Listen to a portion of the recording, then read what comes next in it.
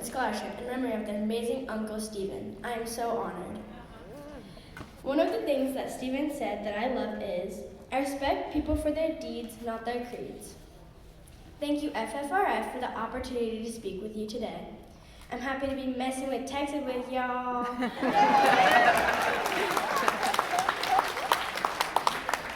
I will start off by telling you a little bit about myself.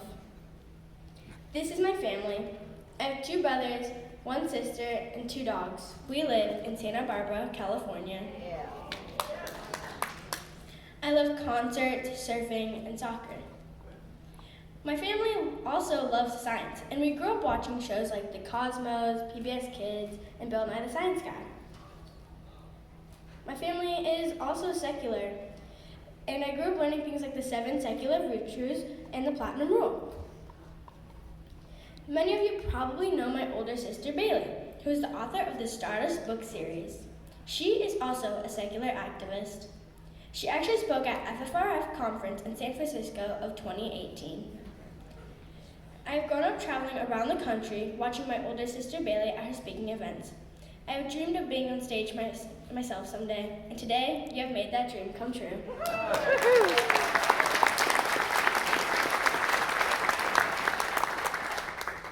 I wrote my first book when I was on a flight from China back to the United States. I always wanted to write my own book, like my sister, and I had the idea of the first book in the middle of the night that flight. This book was very simple, and it was about all the things I love most in the world. This is me signing copies of the book when it was first released. Now I will talk to you about my latest book, Elle the Humanist. This was my elementary school in Salt Lake City, Utah, when I was 8 years old. This year, many of my friends at school started talking to me about religion. Mormon children are baptized when they are 8 years old.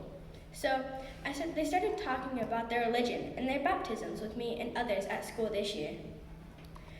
And I loved these conversations.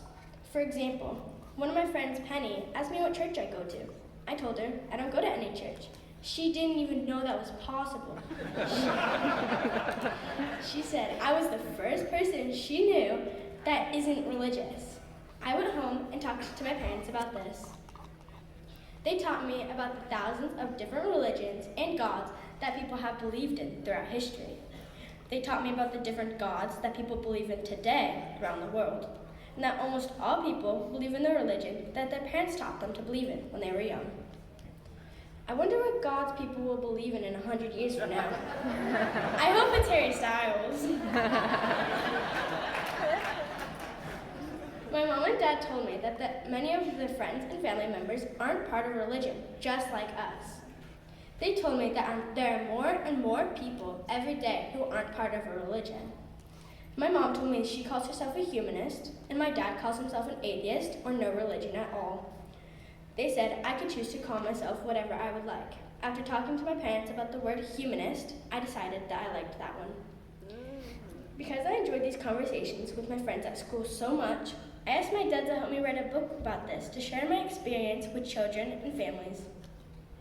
We spent the next 9 months writing this book. For the release of the book, I got on New Use Utah talking about humanism, which was so cool. I was on so many podcasts and shows, including Free Thought Radio with Dan and Annie Laurie. We were so excited that the amazing philosopher and author, Daniel Dennett, was willing to write the foreword to my book. I am so fortunate to have the support of people like Dan Barker, Margaret Downey, and many others who wrote blurbs to support the release of my book. This book was translated into German. We also have donated the rights of Elle the Humanist to the Translations Project. This project allows people in Muslim-majority countries to download books about science and free thought for free. My book was the first children's book in the program. Wow. I'm so happy to know that thousands of children around the world will be able to read my book and help them learn about ethics and humanism. Earlier this year, I read my book to children in a village in Peru where I did my humanitarian trip with my family. This was so much fun. Not everyone loves my book. This is my favorite one-star review on Amazon. They just renamed this book Elle the Snowflake. I would strongly discourage anyone from purchasing this book unless you run out of wood for your fireplace or need something to burn. But I prefer to focus on the people who are helping with my book. For every negative comment, there are 30 positive comments. And this makes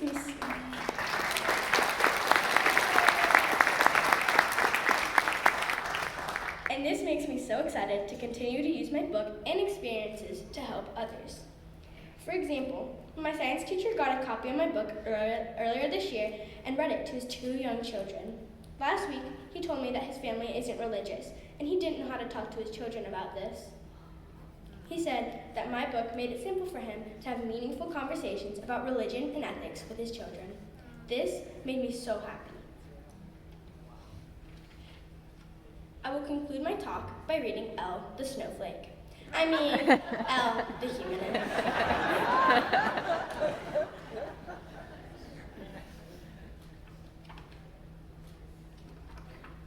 Hello, my name is Elle. It's nice to meet you.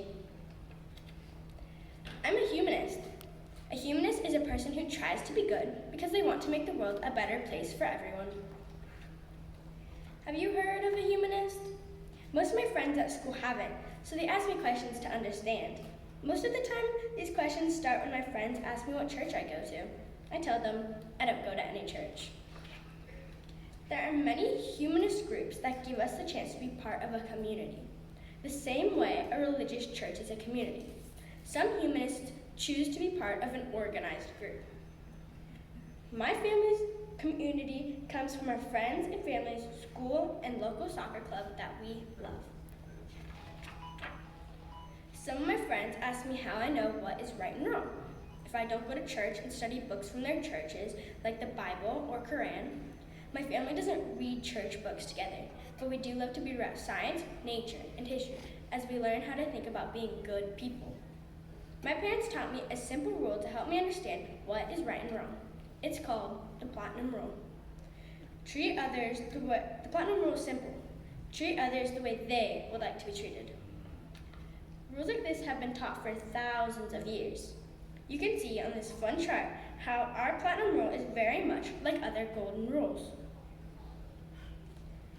The humanist version of the Platinum Rule is fun and easy. Here's how I use it. Would my friend like me to steal her toys? No, so I don't steal her toys. Would my friends like me to lie to them? No, so I don't lie to them. I can also do nice things with the Platinum Rule. Here's how this works. Would my friend like me to share my treats with them? Yes, so I share my treats with them. Would my mom like me to clean up my room and help with the dishes after dinner? Yes, so I clean up my room and help with the dishes after dinner. I have to remember that some people don't want to be treated like I want to be treated, because we're all very different. This is why the Platinum Rule teaches us to treat other people the way they would like to be treated, not the way we would like to be treated. Here's how this works. I like to be tickled on my feet, but my brother Bryson doesn't like to be tickled on his feet. So I don't tickle Bryson on his feet, but I love when my mom tickles my feet. My friend Brinley doesn't like sushi like I do. So when we have the choice of where to go out to eat, I don't pick sushi restaurants. I try to pick restaurants with pizza because that's Brinley's favorite. Some of my friends ask me questions like, how do you know if you're good enough to get to heaven after you die? I don't know anything about this, but I know that being a good person and helping others makes the people around me happier, and that makes me feel happy. It doesn't matter if you're Chinese, Pakistani, German, Mexican, or if you're from the United States like me, or if you believe in Krishna, Poseidon, Jesus, Muhammad, or if you don't believe in any gods or prophets like me. We're all trying our best to be happy as we live on this wonderful earth. And being a good person and loving others makes us all happier than anything else.